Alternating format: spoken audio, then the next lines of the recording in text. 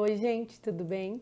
Essa é a nossa última videoaula desse ano e o ano que vem, aqueles assuntos que não ficaram bem entendidos por vocês ou que porventura eu não tenha falado, né, que tem alguns sobre o Brasil que eu não falei, no ano seguinte, à medida que eu for explicando os temas do terceiro ano, eu coloco esses também, tá? E acabo explicando esses também, tudo bem? Então vamos lá?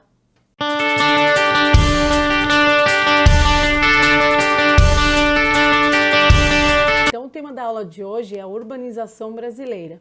Primeiro, a gente tem que saber o que é urbanização, né? Então, a urbanização é aquele momento que no mundo, né, em diversos países do mundo e depois, posteriormente, em países como o Brasil, a população das cidades era superior à do campo, assim como toda a infraestrutura que a gente tem hoje, né, que ela também foi evoluindo e foram também surgindo vários problemas, né, com essa grande quantidade de população. Vários fatores contribuíram para o surgimento desse processo, né, chamado urbanização, tanto no Brasil quanto em outros países do mundo. Na Europa, por exemplo, eles tiveram uma urbanização muito antes do Brasil, né? Porque o processo de urbanização ele está totalmente voltado para a industrialização também, né?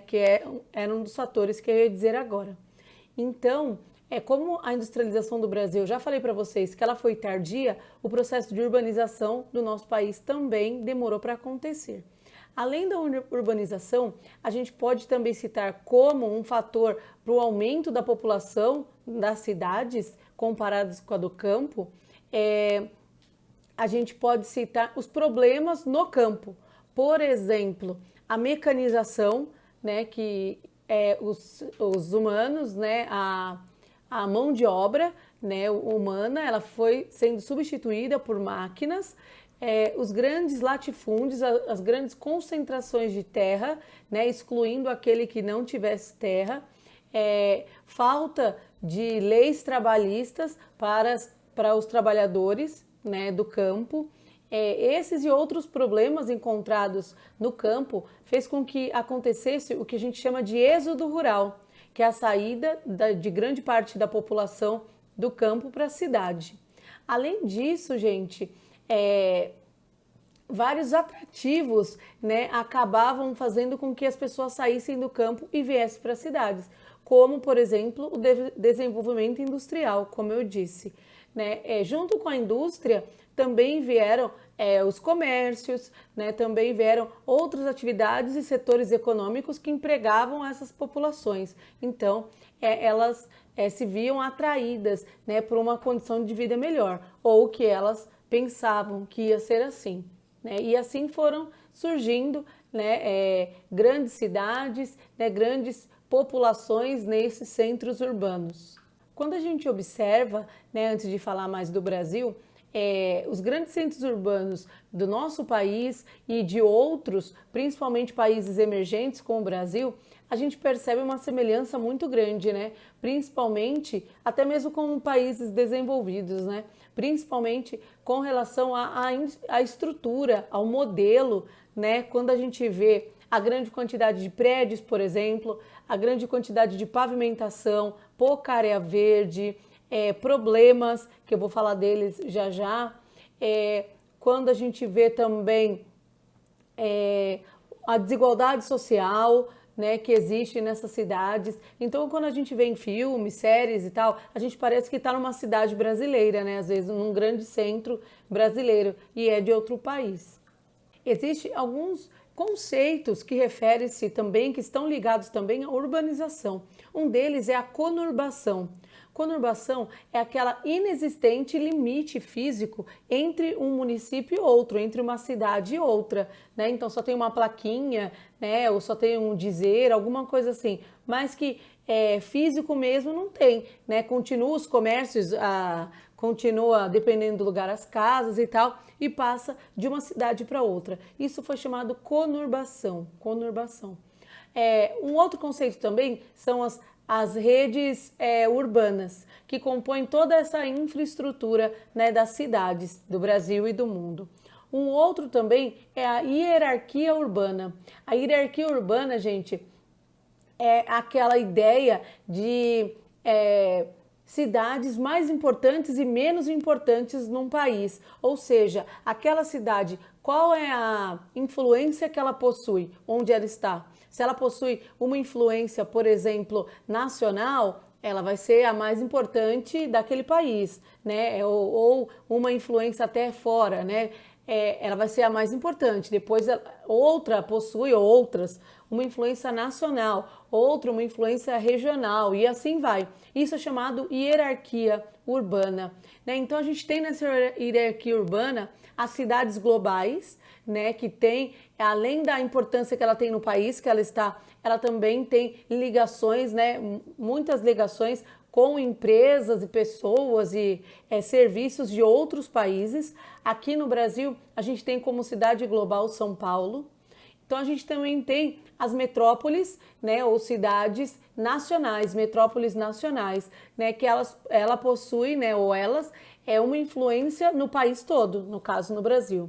A gente tem também uma outra classificação que são as metrópoles regionais. A gente também tem as metrópoles locais, né? Então, assim vai. Essas são as hierarquias urbana. E eu falei metrópole, por quê, né? É outro conceito aí relacionado à urbanização. É considerado metrópole aquelas cidades que se destacam, né, no local que elas estão. Seja esse destaque, né, como eu estava falando agora, nacional, regional, enfim. E também leva-se em consideração a infraestrutura que ela tem e a quantidade de habitantes. Um outro conceito também relacionado a esse papo que a gente está tendo, né, de urbanização, é a região metropolitana. A região metropolitana é aquela que vai envolver não só uma metrópole, só que a metrópole e as cidades do seu entorno. Ou seja, numa região metropolitana sempre vai ter uma cidade principal e as outras do seu entorno, né, que vão meio que depender dela, né, em certos setores. Então a gente tem no Brasil uma das metrópoles, regiões metropolitanas mais importantes, que é a que a gente mora, que é São Paulo, a região metropolitana de São Paulo. Qual a cidade principal? A cidade de São Paulo. E quais são as cidades do entorno? Osasco, Carapicuíba, Cotia, Barueri e assim vai, tá? Então, a gente mora na região metropolitana de São Paulo, uma das mais conhecidas e importantes aí do país. Tem outras regiões metropolitanas também, como da cidade do Rio de Janeiro, de Belo Horizonte, de Recife, de Curitiba e assim vai. Um outro também conceito importante é a megalópole. Megalópole é quando se une duas regiões metropolitanas, quando existe a ligação de duas regiões metropolitanas. Por exemplo, a que a gente faz parte, a megalópole é São Paulo-Rio, que une, né, que faz parte dela a região metropolitana de São Paulo, ou seja, a cidade de São Paulo e as cidades, os municípios do entorno, e a região metropolitana do Rio e os municípios no entorno. Então, essas duas regiões metropolitanas formam a megalópole, né? Megalópole, São Paulo, Rio. Só para vocês terem uma ideia, o Brasil possui mais de 5.000 cidades, mais de 5.000 municípios, né? E ele possui só uma cidade global, que é São Paulo. Alguns autores consideram também o Rio de Janeiro como cidade global, mas a maioria consideram só São Paulo. E ele possui, só para vocês terem uma ideia, 70 cidades ou capitais regionais ou metrópoles regionais, né, que eu já expliquei o que é. O Brasil possui 169 centros sub-regionais, né, que tem uma influência menor, essas cidades, do que as regionais. Possui 556 cidades consideradas centros de zonas, ou seja, tem uma influência menor ainda, né, do que a outra, e 4.473 centros locais, que essas cidades possuem uma influência local apenas. Falando um pouquinho dos problemas, né, das cidades, das grandes cidades, das metrópoles, enfim, né? A gente que mora numa cidade como Osasco, como Carapicuíba, Barueri, enfim, né? Na grande São Paulo, que se fala também, ou na região metropolitana de São Paulo, a gente sabe bem vários problemas, né? E esses problemas eles começam a surgir, gente, por alguns fatores. Um deles, e eu considero o principal, seria a urbanização rápida que o Brasil teve. Então aconteceu de uma forma muito rápida e desestruturada, né? Não houve um planejamento urbano que a gente fala.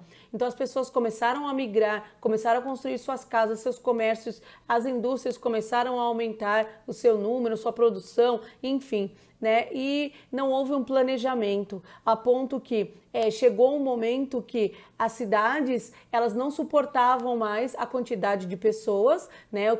É o que acontece, e aí a gente acaba tendo todos os problemas quase que a gente que se apresenta nas cidades que a gente mora. Na verdade, não é culpa das pessoas que migraram, porque elas, como eu falo para vocês sempre, elas sempre vão à procura de melhores condições de vida. Se tem um culpado, né, seria as políticas públicas, a falta de planejamento, como eu acabei de dizer, né, para essas pessoas. E dentre esses problemas, a gente sabe que a gente tem a desigualdade social dentro das cidades, a exclusão, né, socioespacial, que eu já expliquei para vocês em outras aulas, né? A gente tem lugares mais valorizados, menos, sempre ficam com aquelas pessoas menos remuneradas, enfim, né? A gente tem também os congestionamento, o que também é chamado atualmente de mobilidade urbana, né? Que é essa questão do deslocamento dentro dos grandes centros, né? Mobilidade urbana. A gente também tem problemas de poluição, né? A maioria dos córregos e rios que passam nos grandes centros urbanos, eles são poluídos porque os esgotos das casas, das residências, das fábricas acabam caindo nele, boa parte. Hoje as empresas, elas em algumas cidades, né, possuem uma legislação, vamos dizer, entre aspas, mais rígidas, né, para esse escoamento, para essa de substância, né, do lixo da empresa, da água poluída, enfim, né, em décadas passadas isso foi pior, mas ainda não é o ideal, né? Então, como eu falei, né, esses recursos hídricos dentro dos grandes centros são sempre poluídos, né? A gente pode perceber isso onde a gente mora. Uma outra coisa também é a violência, né, que cada vez mais as pessoas estão, né, se trancando dentro de condomínios, né, devido à violência, e essa violência ela vem por causa da exclusão, né, da desigualdade social, e uma coisa acaba puxando a outra. A gente tem também problemas de moradores em situação de ruas, né, que cresce bastante também no nosso país, principalmente, né, agora com toda essa crise e tudo isso que a gente está passando, né, também é um problema dos grandes centros, né, também falta de investimento, né, e falta de muita coisa, investimento em educação, enfim, moradia, né.